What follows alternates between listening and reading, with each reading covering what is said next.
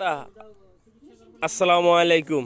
আমাদের 7 নং ওয়ার্ডের নিবাসী, আমাদের 7 নং ওয়ার্ডে এই মহিলার বাসা একবারে অসহায়।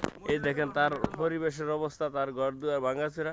তারই একটা ছেলে 19 বছর বয়স, সে নিজেই, এই যে ওনার ছেলে। আপনার ছেলের নাম কি? মহিম। উনি 19 বছর ওর বয়স।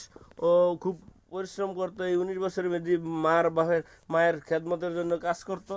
রাস্তায় এই গ্যাস লাইনে, পানি লাইনে যায় কাজ টাজ করছে এতদিন। এখন হঠাৎ জ্বর হয়েছে, জ্বরের জন্য ভালোই হয় না, হাত পা লাগিয়ে গেছে। এই যে একবারে ও সজীব হয়ে গেছে। ছেলেটা অনেক ভদ্র ছেলে ছিল। এই যে হাত পায়ের অবস্থা কি, হাত পা একদম কোনো শরীরের রকমক ছেড়ে দিছে। এই ছেলেটার জন্য যদি কোনো সহযোগিতা পারেন, আপনার কাছে আমাদের আবেদন। আমার 7 নং ওয়ার্ডে, সরমাদ্রাজ ইউনিয়ন, 7 নং ওয়ার্ড, পূর্ব মাদ্রাজ। যদি একটু সহযোগিতা করতে পারেন, যাইলে হয়তো সর্বসন্দন কোনো টিম পাঠাইলে তাদেরকে আমি দেখাইতাম। ওরা খুবই অসহায়। এই যে ঘরের পরিবেশ খুবই অসহায়।